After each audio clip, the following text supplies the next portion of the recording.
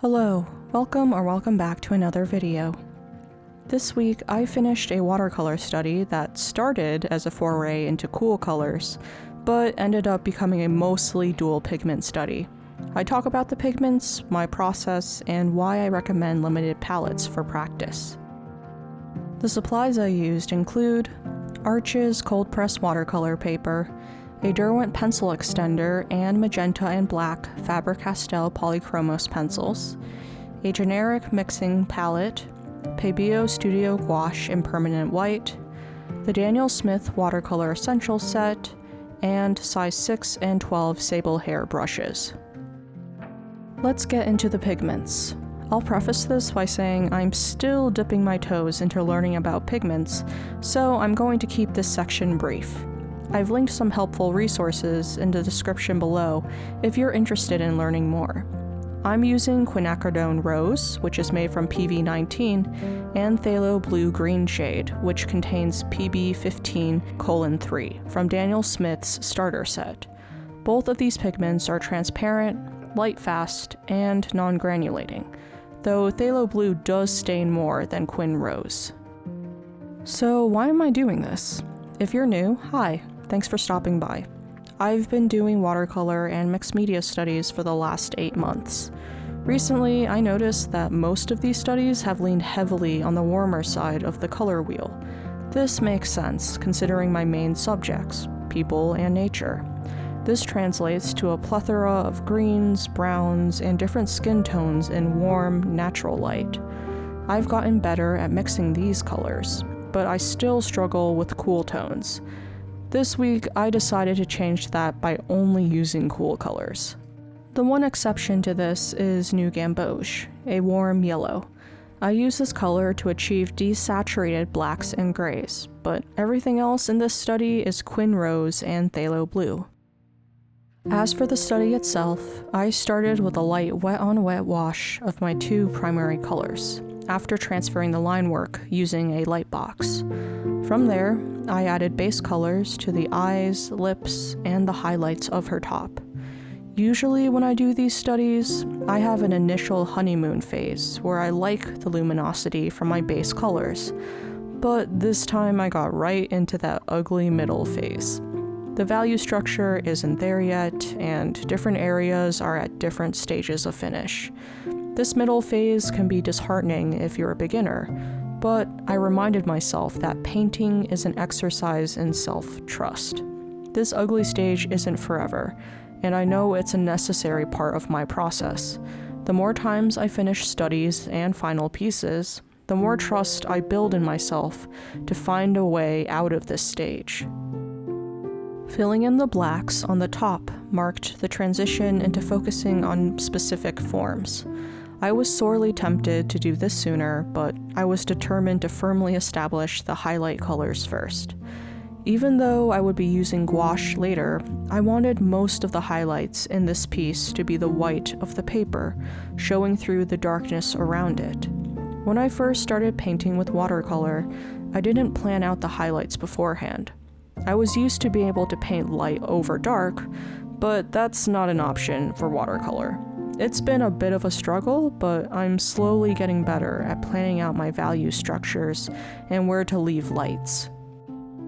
Anyway, after another wash of color for the background, I started refining the skin. This meant adding a lot of colors that swatched out as gray, but looked like a normal skin tone in the context of this study. Part of why color theory is so tricky is that color is relative. What a color looks like can completely change based on context. I spent much more time mixing and testing colors than I usually do, but that was kind of the point. I'm not comfortable mixing with only cool tones. Practice will make me more comfortable, but for now, it's a slow trial and error process. The nice part was the fact that I could work on small sections at a time. Since the skin is broken up by the black top, I didn't have to complete large washes. Instead, I could focus on one arm or just part of the chest. As that one area dried, I could shift my attention to a different dry patch. This way, I spent more time painting and less time waiting for things to dry overall. Once I established the basic shapes, it was time for details. I do this on an angle to reduce perspective warping. Usually, this means untaping the study from my desk and then taping it to my computer lap desk turned desktop easel, but I tried something new this week. I taped the paper to chipboard. I wish I thought of this sooner because this solved two problems. One, I could set aside the painting when it needed to dry, which freed up the center of my desk for other activities. Two, I used less tape because I was only taping the painting once instead of twice. This is a small change, but it's made a big difference in my limited workspace. Anyway, tiny revelation aside, I spent the next hour deepening my blacks and really carving out the planes of her face and chest. I love this stage because this is when I finally get the entire value structure into the study. Speaking of value structure, I'm glad I chose a limited palette for the study. A single pigment would be a purely value study, much like working with graphite or charcoal, but dual pigments gives you more room to explore mixtures. After this study, I'm much more familiar with the kinds of purples, cool blues, and grays I can make with these pigments, plus that touch of new Gamboge. You get the benefits of focusing on value while also being able to experiment with color if you want. I wish I'd done this sooner, actually, and I think it's a great exercise if you're just starting to mix with color, because mixing two colors is much less overwhelming than mixing with a full palette. Going back to the study, by now it was time for the smallest details. I used to do these with color pencil, but I've been trying to get better at brush control in watercolor.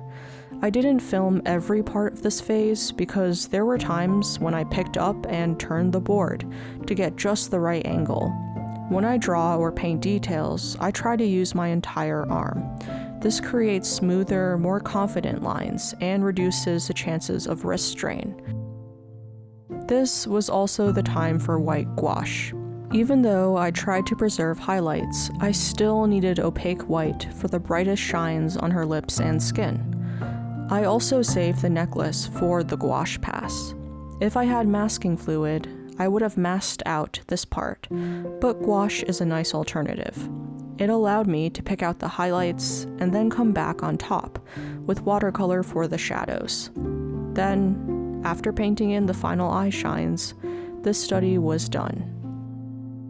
Here's the final study. Overall, I'm happy with this piece. Color mixing was a struggle, but I expected it to be, and I have a newfound appreciation for Quin Rose and Phthalo Blue. I hope you enjoyed this look at a very limited color palette study, and that you created something that brought you joy this week. I'll see you Saturday for another watercolor video. Bye!